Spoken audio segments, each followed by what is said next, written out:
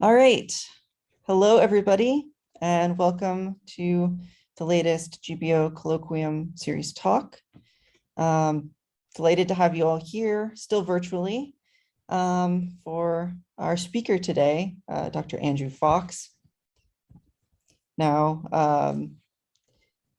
Andy, if it's okay, call you. Please, yeah, thanks. Great. Andy. Andy is an ESA and Aura astronomer who's currently working at the Space Telescope Science Institute. And he's joining us today from Baltimore to give us some new insights on the Magellanic Stream. So everybody, please give him a warm welcome. And as a reminder, please keep yourselves muted during the talk. If you have any questions, feel free to put them in the chat. We will have time for questions at the end as well. So thank you very much for joining us. And when you're ready, take it away, Andy. Okay, thanks very much, Jesse. It's great to be here with you all virtually. I'm very glad to have the chance to share some research with colleagues at Greenbank. So this will be a talk about some recent work on the Magellanic Stream. And just to begin with, I would like to put up a slide with my collaborators to thank them for the contributions to the work that I'm going to be showing today. Many collaborators in Wisconsin here at Space Telescope and also in Notre Dame. In particular, I'm going to be showing work led by Scott Lucchini, a graduate student at the University of Wisconsin, working with Ellen Adongia, and also led by Danesh Krishnarao, who's a postdoc with me at Space Telescope until recently. So this will be a talk about the Magellanic Stream, and I want to begin the story with some of the early work showing where the name and the importance of this came from. So around 50 years ago, H1 surveys in the Southern Hemisphere were finding a lot of diffuse neutral gas in the vicinity of the Magellanic Clouds. And in this iconic paper from Matthewson in '74, that the term the Magellanic Stream was first used. And in this abstract, it says this filament, which follows very closely a great circle over its entire 180-degree arc across the sky, is given the name the Magellanic Stream. And so this work has really been traced back to this early H1 21 centimeter work over 50 years ago, or around 50 years ago. There were other surveys in the early 70s also doing this.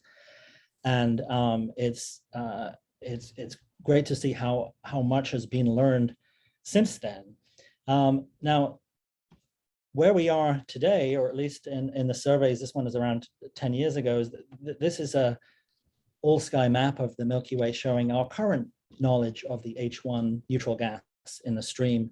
This is work, a very well-known map that David Nidover put together based on lab data, the Leiden-Argentine-Bonn data, but also with some GBT observations in some portions of this map also. This just shows the dimensions of the stream on an all-sky map of the Milky Way. About 200 degrees in total length if you include the leading arm, which is the counterpart to the stream in front of the SMC and the LMC. The stream itself is the trailing portion of this filament that is behind the SMC and the LMC in their orbit around the Milky Way. There's many reasons why people study the Magellanic Stream from different angles. One reason it's of high interest is its very high mass. There's over 1 billion solar masses of gas in the Magellanic Stream, if you include the neutral and the ionized gas components. And that makes it the most massive gas cloud or gas structure anywhere in the Milky Way's halo. So it's clearly an important feature in terms of our circumgalactic medium, the gaseous environment of the Milky Way and the Magellanic System. Another reason the stream is very well studied is because of its use of tracing dynamics, right? So people are interested in the history of the Magellanic System and how the LMC and the SMC, their orbits came together to where they are now. And the stream gives us a way of testing these dynamical models of how the Magellanic Stream, the Magellanic System overall formed and evolved. There's a lot of gas physics also, which is of high interest with the Magellanic Stream, a lot of hydrodynamical effects, where we're looking at what happens when the gas from the Magellanic clouds interacts with the Milky Way, and in particular with the Milky Way's gaseous halo. And ultimately, much of this gas in the stream may fall down and accrete onto the Milky Way. So that's another reason that people are interested in this, is that there's this huge billion solar mass stream of gas sitting just outside our galaxy. And in the long run, a lot of that material may fall down and condense onto the disk, where it can affect the star formation rate in the future of our galaxy. So there's a lot of interest from these different angles in what's going on with the stream. One property of the stream that's been known for a while is that it's filamentary. There are two main filaments or strands of gas that trail behind the LMC and the SMC. You can see these in position velocity diagrams in the H1 data. And what's very interesting about these two filaments is that it looks like one originates in the LMC and one originates in the SMC. And this was a result first noticed by David Nidover. But what we had noticed in addition to that is that if you look at the UV absorption lines and you probe the chemical abundances in the stream, that the two filaments have very different properties. So we targeted quasars behind the two filaments. And one of the filaments, we found a background target where we could look for UV absorption lines, and we could measure the chemical abundances of the stream using a spectroscopic experiment. We found that the LMC filament had about a half solar abundance. That's the sulfur abundance, which is exactly what you'd expect for the LMC, which has a current day abundance of about half solar in terms of its average metallicity today. On the other hand, the SMC metallicity filament, the SMC filament had a much lower metallicity through a similar type of experiment where we measured the sulfur abundance using UV absorption lines and compared those to the H1 emission lines to get the hydrogen. And the ratio of those two gives you the metallicity. So the SMC filament had a much lower chemical abundance of around 10% solar.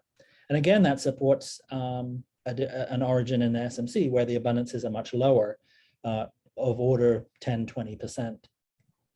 So both the H1 studies and the UV chemical abundance studies have led to this view that there is two filaments of different origin, one traced back to the LMC, one traced back to the SMC. So clearly there's a complex history to the stream where different portions of gas originate from different galaxies. Another property of the stream that I'm just going to mention in the introduction here is that there's a lot of ionized gas. And again, this is a result that has come from ultraviolet absorption studies with the Hubble telescope, and also from H-alpha emission studies from the ground, where you can see ionized gas in optical emission. But this map, each of the stars that are shown in yellow here shows a direction where we have a background target where we've obtained UV spectra with Hubble. And you see there's many targets. Some of them are right on the H1, some of them are off the side of the H1. But even if you're off the side of the H1, there's a lot of ionized gas that can be seen in absorption. And we found a very high detection rate of about 80%. So the covering fraction of ionized gas is around 80% when we looked for Hubble absorption in these sightlines within 30 degrees of the H1 emission. So we'll get more into this as I go into the talk, but there's a lot of ionized gas in the stream. So combining radio studies with H1 to get the neutral gas and UV studies with spectrographs on Hubble to get the ionized gas. That's the real approach that we've been following. And I think it's that combination of radio and UV data that's made a huge difference to our studies of the stream and our understanding of the stream over the last 10 years or so. And in the ionized gas, there's a number of traces, but by measuring the strength of different lines, for example, we measure the silicon 3 to silicon 2 ratio. That gives us a handle on the ionization level. So we can get information on the ionization state of the gas from the relative strength of these metal lines in the UV. And the silicon lines are ones that we use very often for that. So to give a brief overview of where we think the stream came from, there's been a lot of work in simulations and in models on the origin of the stream. And the two main models for what generated the stream can be put into two categories of whether it was pulled out by gravity or whether it was pushed out by ram pressure. So in the gravitational model, or the tidal force model, the LMC and the SMC are pulling on each other, and that mutual gravitational attraction can release gas that is then spread out to become the stream. In the tidal models, the SMC tends to contribute most of the gas. And the reason for that is the SMC is much lighter than the LMC, about roughly 10 times less massive in total, which means it has a shallower potential well, and it's much easier to pull gas out of a small galaxy like the SMC than a large galaxy like the LMC. So in this tussle, it's the LMC that wins, and it tends to pull out the gas from the SMC. So the other main model is the ram pressure.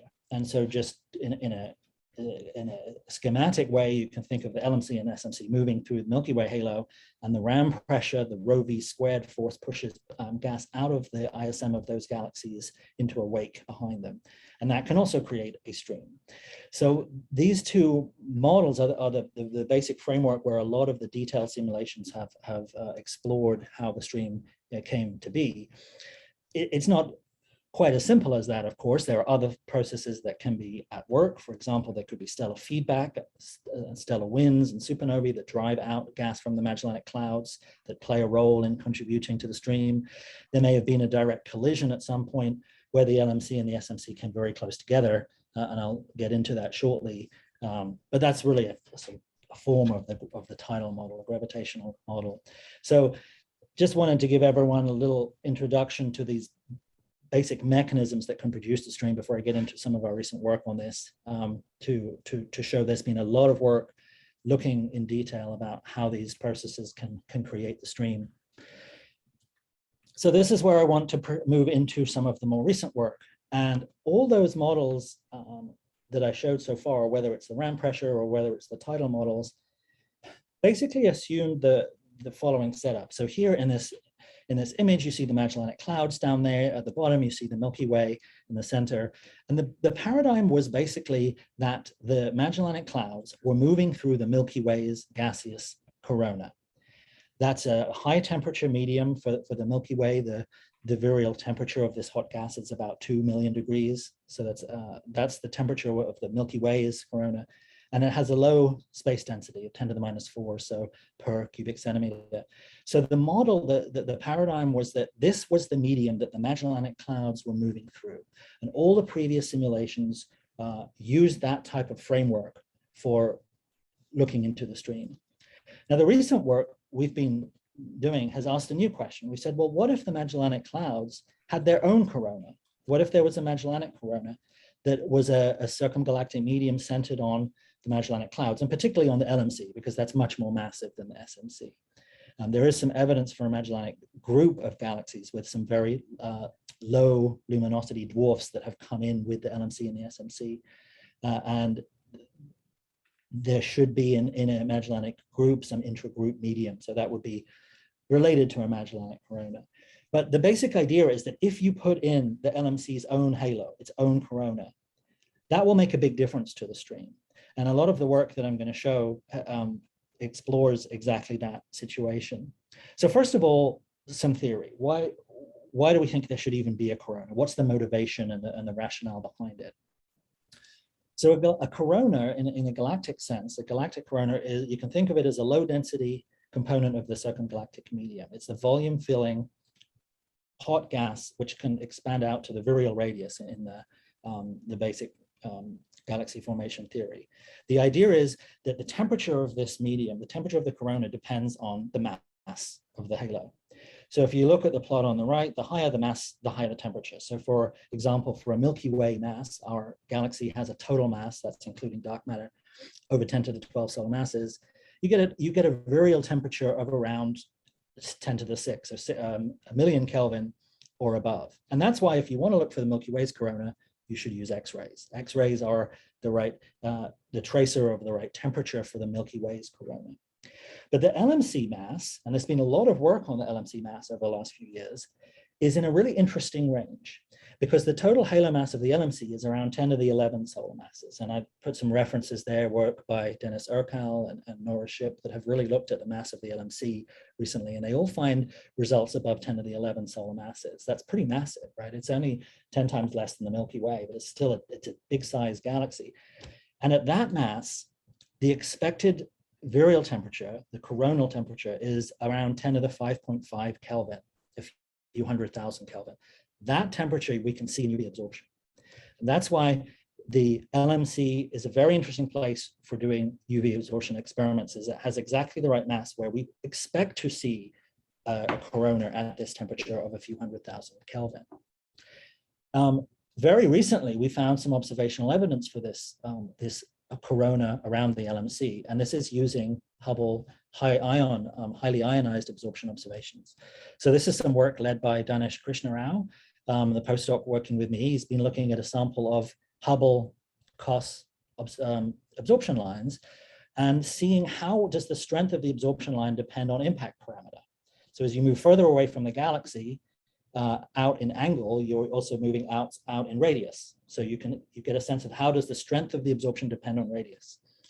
So on the left plot here, this map that Danesh made, this is a map centered on the LMC. The stream is going down towards the bottom of the plot. And all the circles there are the directions where we have Hubble pointings. So if you measure carbon-4, you measure silicon-4, and you measure oxygen-6, which are three of these highly ionized absorption lines that we have coverage of, and you plot them against impact parameter, what you notice is that they all decline with radius. There's a few upper limits which are shown as the white points, but you can run some statistics on these and you can find a significant anti-correlation. There's a clear trend in each ion that as you go out in radius, the strength of that absorption declines. And that's exactly the signature of a diffuse CGM or diffuse corona. This is seen in other galaxies at other redshifts, but like column densities will decline with impact parameter. So using these high ion lines in the ultraviolet, we're able to trace this halo gas, this coronal gas around the Magellanic Cloud. So that's exciting. That's the observational basis for putting the corona in. But let's get back to the stream.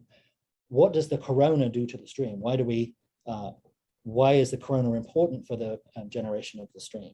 So now I'm going to move into discussing Scott Lucchini's work to discuss a couple of papers that have come out in the last 2 years. The first one that came out in Nature in 2020, and I'll start with this one, because the basic question that's addressed in this question is, if there's a corona around the LMC, what difference does it make to the stream? And the answer is it makes a lot of difference. It really has a big impact. So to start with, I'm going to show a model. I'm going to show one of the movies that Scott made to illustrate this. But the left-hand plot here is data. This is gas survey data from McClure Griffiths and collaborators. This shows a projection where the stream is coming down from the top of the plot towards the plane of the Milky Way, which is that bright white bar across the equator here. Now, on the right, I'm going to show a model. This starts about 500 million years ago, and this is in the Lucchini model from 2020. And I will note this is using what are called the first infall orbits from Gertina Besler. And the first infall orbits are where the Magellanic Clouds are coming into the Milky Way for the first time. They're not on a bound orbit where they've been around multiple times. At one point, it was thought the Magellanic Clouds were on a bound orbit, but that's no longer considered viable. All the recent work on the Magellanic Clouds and their proper motions have found that first infall orbits are needed, that they really are coming in for the first time from the edge or further out in the local group. So those are the orbits that were used in these models from Scott, is that using the first infall model orbits. So let me start the simulation, and you'll see as time passes, the gas comes down from the top of the plot until the LMC and SMC here are close to where they're observed on the sky.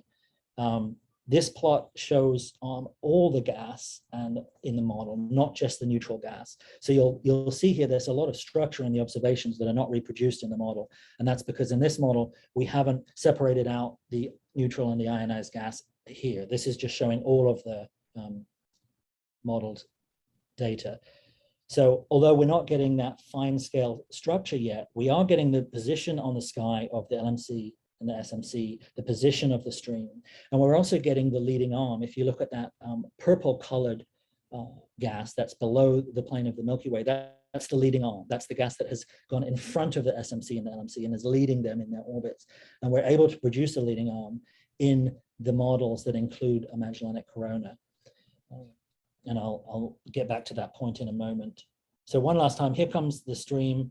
You see the leading arm forming as the gas crosses the disk, and then the rest of the gas is behind the LMC and the SMC. So we can look at that simulation from a different projection where you can see things a little more clearly. Here, I'm going to play the same simulation, and the LMC and the SMC are going to come in from the right-hand side of the plot. And this is going to go over a longer time scale. So here we're starting over 1 billion years ago until the simulation ends at the current time at redshift 0. So here's the LMC and the SMC. They're interacting, and you can see there's a close approach, close encounter now where a lot of the stream is released, and then they move around until at the end of the simulation they match where the Magellanic clouds are on the sky. So once again, we start the simulation when the clouds are far away from the Milky Way, and as they come in over time, then they spread out across the sky more quickly as this is getting closer to us through a projection effect. And eventually we end up with the current location of the Magellanic clouds. So there's two panels here. The top one is all the gas. The bottom one, we're showing in the contours the 21 centimeter data because that's the neutral gas is where we have the best observations. So in terms of explaining the location and the kinematics of the stream, we always want to look at that neutral gas, the cool gas map, because we have such great data from our radio facilities. So one of the really neat things in these simulations is that we're able to turn up and down the dial for different parameters and see what effect it has, right? We can turn up and down the Magellanic Corona, how strong that halo is, but we can also change the properties of the Milky Way's corona, because that's what the LMC and its corona are moving through, right? You've got two galaxies, each with halos around them, and the interaction between those two halos determines what you get out at the end. So what was very interesting was to see that depending on the properties of the Milky Way's corona, we either could form or could not form a leading arm. So if you look at the panel A in the top left here, this is you think of this as a vacuum simulation. We just have an LMC and a Milky Way, and we don't worry about any corona pushing back on the gas. It's very easy then to get a leading arm, and you see this very extended leading arm in pink or purple in that no corona case. But then if we build this up, so we go to panel B and we say, well, let's put in a dense Milky Way corona, a high mass Milky Way corona. Then you notice there's no leading arm formed, nothing really below the plane. And why is that? It's because that dense Milky Way's corona has prevented, it's protected the Milky Way, it's prevented the gas from penetrating through to the leading arm. If we lower the density of the Milky Way's corona, you can see we are able to reproduce some of the leading arm. We're able to reproduce gas below the plane. And then the final model, which has both the Milky Way and the Magellanic Corona, where we've now put all the pieces in that we think are important, you can see that you're able to produce a much stronger leading arm. And the real point here is that the Magellanic Corona protects that Magellanic gas. It shields the gas and it prevents it from being ram pressure stripped away by the Milky Way's own corona. So you have this very careful sort of interplay between the Milky Way's halo and the Magellanic halo. And the way we can turn this around is we can say, well, the leading arm is clearly there, it exists. So that in turn must tell us something about the Milky Way's corona. It can't be denser than a certain amount because otherwise the leading arm would not have survived, at least if we understand the orbits, to where it is now. So there is some very interesting dependence there on the Milky Way's halo properties in what we see in the leading arm. Okay, so I want to now move on to the more recent paper that came out last year from Scott, Eleanor, and myself, and this is about the effect of the orbits. So the models I just showed you used those standard first infall models from Bettina Besler and their group's work. Those are the widely used orbits in the Magellanic dynamic community and folks who model the Magellanic motions. But the thing is, if you include a corona in the simulations, then to do this self-consistently, you need to rederive the orbits. And the reason for that is because of dynamical friction. If you have this corona around the LMC and then the SMC is moving through it, then you've added baryon. So you've changed the distribution of mass, and that will change the orbits. You'll change the gravity that the SMC feels as it moves through that potential. So there is more dynamical friction once you put in a gaseous corona. And that means we have to redo the orbits. And the net effect of this is that you need fewer interactions between the LMC and SMC in the past. And it turns out that also matters for the Magellanic stream. So without getting into too many details about how this is done, the basic idea is you start with the SMC and LMC's velocities today. We know their velocities very well from their radial velocities and proper motions. So we can integrate those backwards in time.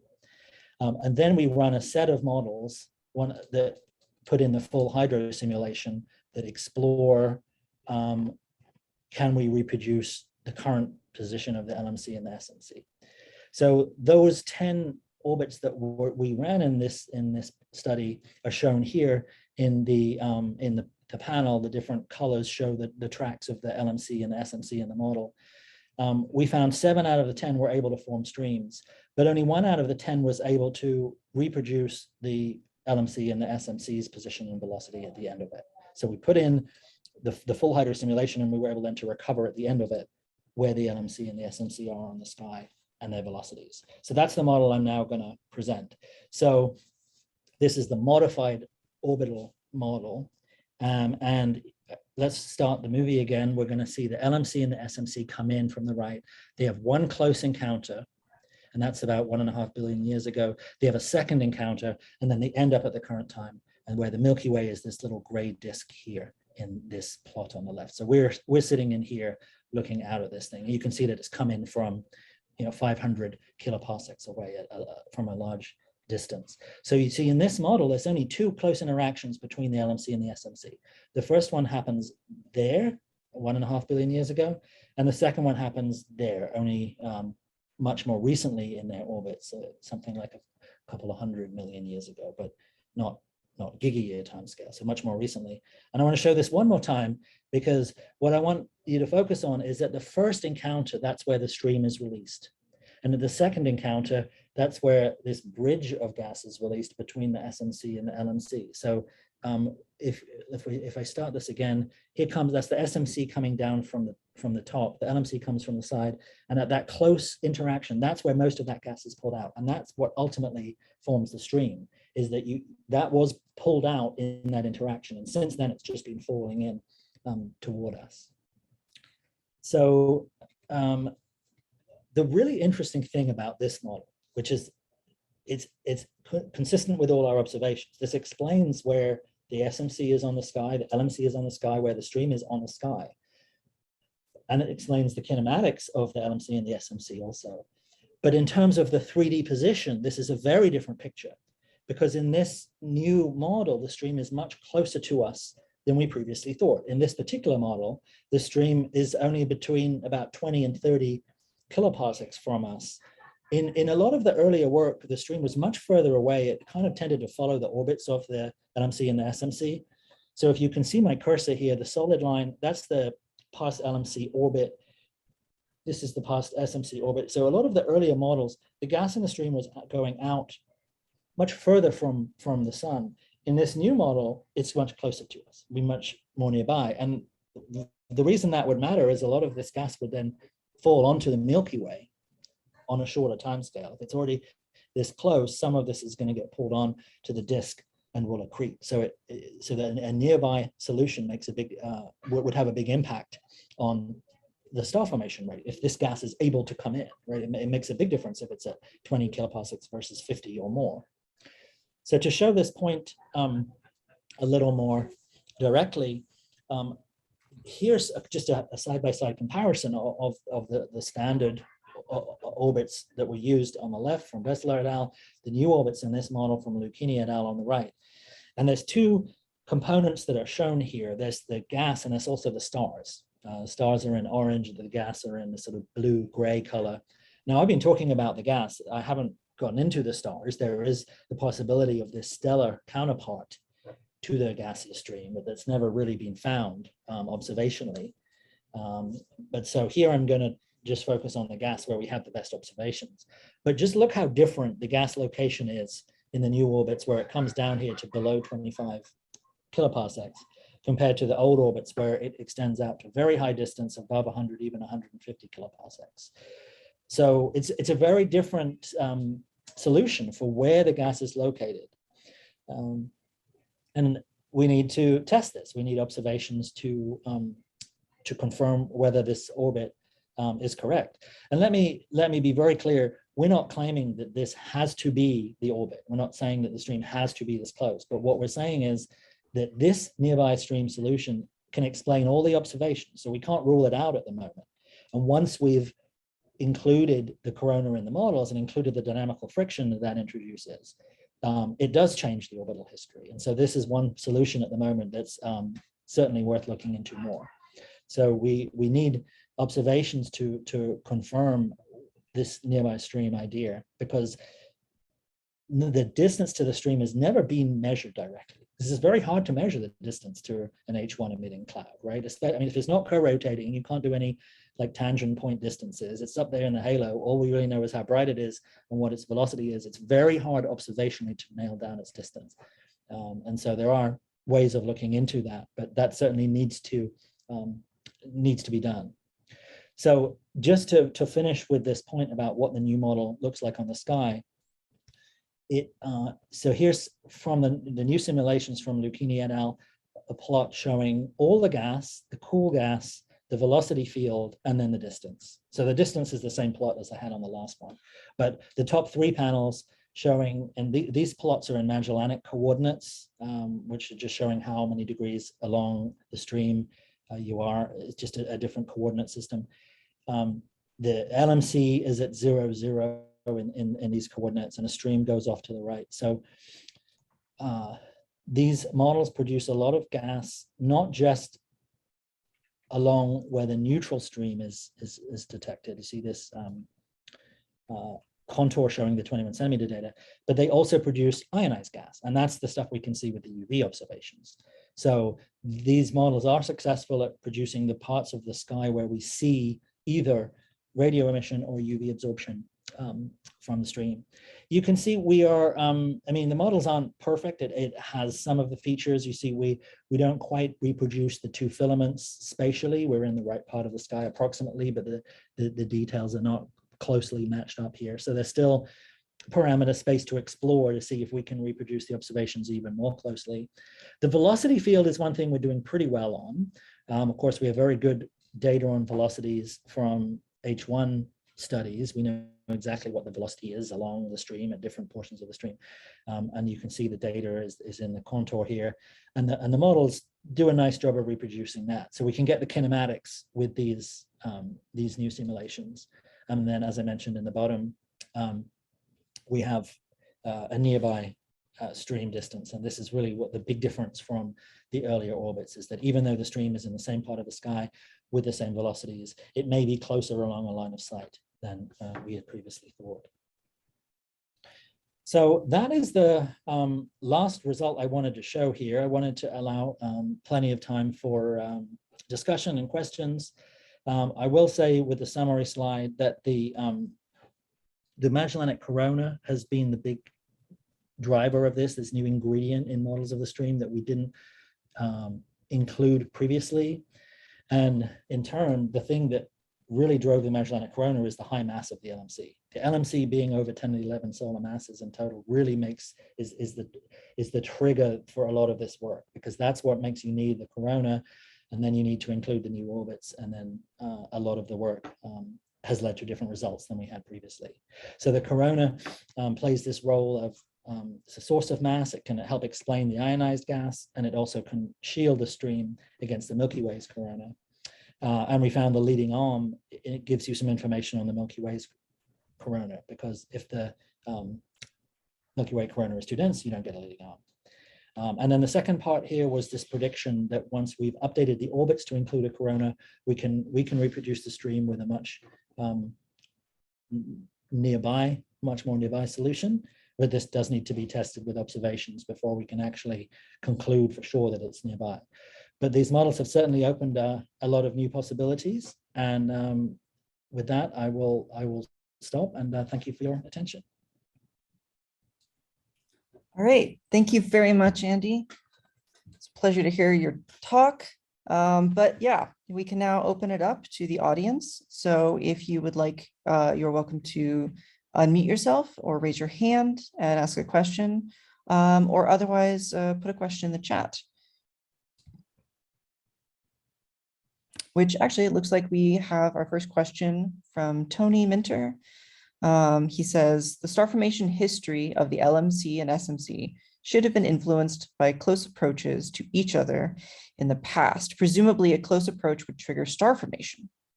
Has the star formation history of these galaxies been considered for inclusion into the models? Yes, thank you. That's a very good point. We haven't constrained the models with those known star formation histories. That's a really good idea. We could cross-check whether the times of close approach that we're getting in these models coincide with the star formation history. We haven't done that with these new models, but that's definitely worth looking into. So yes, I think that's a great point.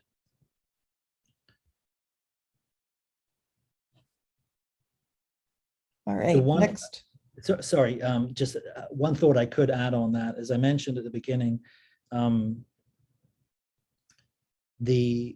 we do the chemical abundances, this is related to that question. So we found about a half solar abundances in the LMC filament and about 10% solar in the SMC filament. Now, any of you who work on this may know that SMC today is closer to 20% solar. We measure more like 10% solar.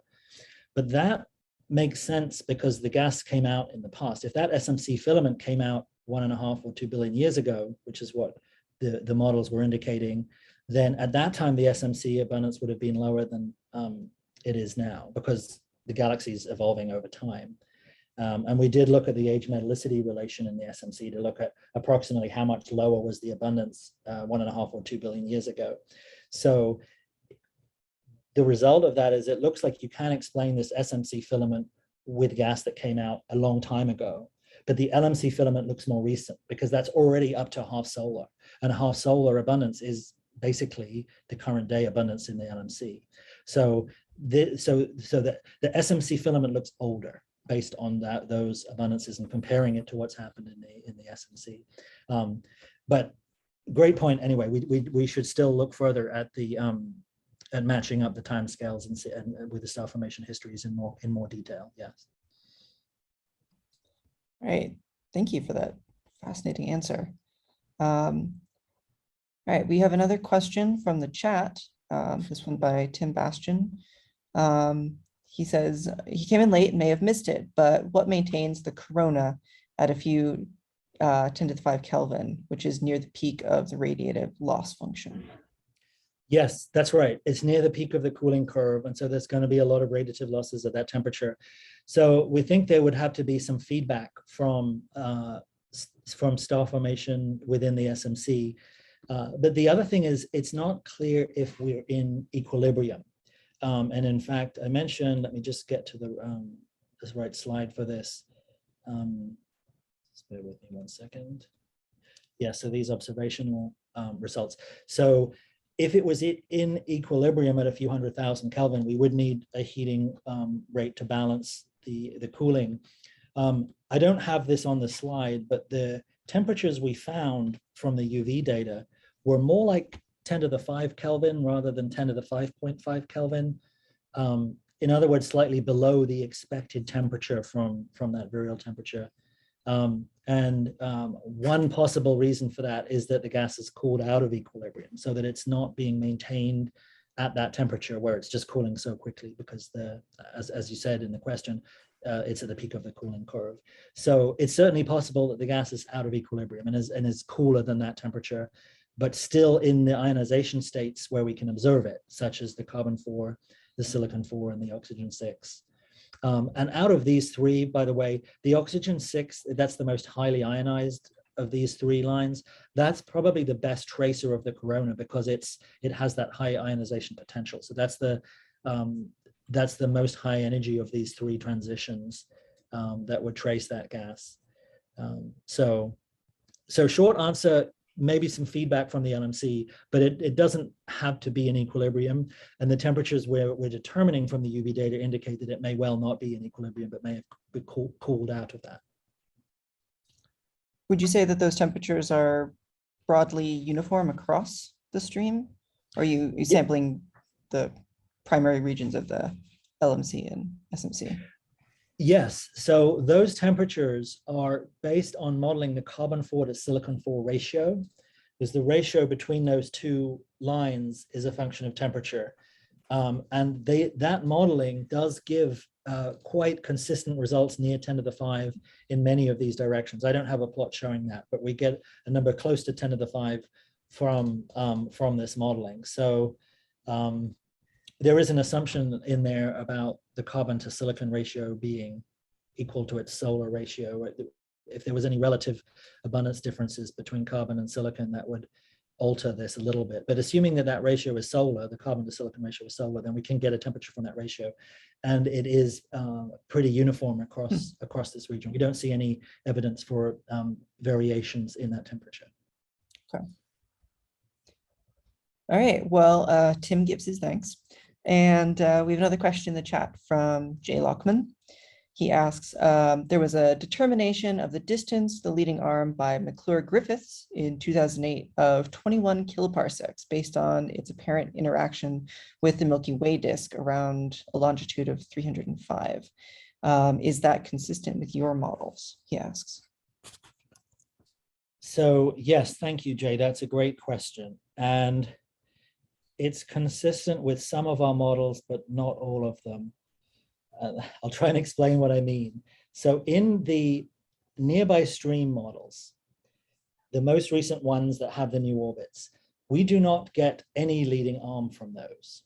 And that's not to do with the corona, it's just to do with that there's only been 2 interactions between the LMC and the SMC, so you don't really get a leading arm. So you can see that in the model I have on the screen. This is our most recent model where there really isn't much in front of the SMC and the LMC. So this model does not explain the leading arm. The models in the paper the year before were able to produce a leading arm, but it's like we can't do both at once. We can't update the orbits and getting leading arm. We haven't managed to find a model that does both of those things. So I think there's still a very interesting open question about exactly how the leading arm fits into this. And the distance constraints that Jay mentions are an important part of that, because that's a structure that we do have distance information on. The stream, as I mentioned, we generally don't. We don't have good observations of the stream's distance, but the leading arm we do. So I think it's an unsolved problem. The earlier models can get the leading arm, but they don't have the most recent orbits. So finding one that can update the orbits and explain the leading arm is still on the to-do list. That would be a great model if anyone was able to find that. There's always too many dials and knobs in a model that you can turn. Yes, too many dials and knobs, and also too many observations. But I say that jokingly, but there's so many things to explain with the leading arm and the Magellanic Clouds and the Magellanic Stream that it is hard to reproduce all of them. So yeah, we don't have the leading arm yet in this latest model. Okay, we now have a question from David Nidover. Is the interaction at 1.5 gigayears in the new orbit the very first interaction? Smash star formation histories of both the LMC and SMC show correlated peaks back to around 3,000 years. Masana et al. 2022. He's just wondering how that fits with the new orbit, and also what in the new orbit brings the stream so close. Right. So thank you for that question, David. We don't have that smash star formation history built into this. It's a model with only 2 interactions between the LMC and SMC. So if we start the simulation here, the LMC and SMC are starting initially separated in this model, and then only through those two closer encounters, the first one giving most of the stream, the second one giving the bridge. So this is a sort of truncated interaction history. This model includes only those two close encounters. It doesn't include anything further. In terms of what brings it so close, the sense of the SMC's motion around the LMC is different in this model from in earlier models like the Besler et al. First and full models. So the SMC is moving in a different sense relative to the LMC. And so it brings around the stream with it. And after that, it's just falling in to the Milky Way closer to the disk.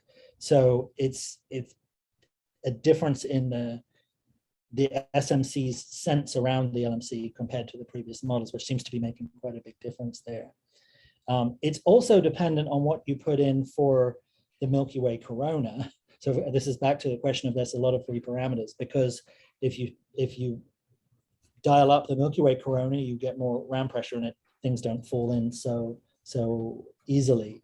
But we've put in sort of best estimates of what the Milky Way corona is based on X-ray measurements into this, and ended up with this nearby stream. So the Milky Way properties also are a factor in where it ends up. But the main thing we think is the SMC, LMC relative orientation, in which way the SMC is going. There's a figure in the Lucchini paper. I didn't put it in this presentation, but it shows the relative orientation of the SMC orbit in this new model compared to the earlier model. All right. David gives his thanks, and he also mentions that we should definitely try to observationally check that close distance. Looks like a collaboration in your future. Yeah, that's a great point. Thanks for mentioning that. That is a useful way of checking this. Agreed. Thank you. All right. Do we have any other questions? You're welcome to unmute yourselves as well if you wanted to ask directly.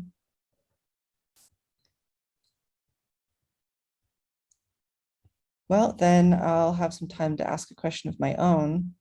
So this is specifically looking at the penultimate slide. So looking at the distance model. Yes. I noticed, yeah, you can see it in this image as well, the bottom right. Once you get to those really close gas, you start seeing these like tendrils or fingers that are sticking out. Is that, I presume, a result of a shock front with the oncoming Milky Way corona? Yes, I think it's depends on that interaction with the Milky Way corona, and it also depends on what came out to begin with. Like if the gas came out in very dense filaments from the stream, from the SMC, excuse me, when the stream was first pulled out, which in this model was about 1.5 gigayears ago. At that time, was it mostly in a dense filament, or was it spread out? And some of that structure kind of stays there as the stream goes on. Okay. You can see it in the movies as you watch it go forward. But really, we need observations to even bracket where this could be. There's such a difference between the old orbits and the new orbits, and both of them can explain where the stream is on the sky and where the clouds are in the sky. That real observational constraints, I think, are the thing we need most of all at this point to tell the difference between these possible solutions.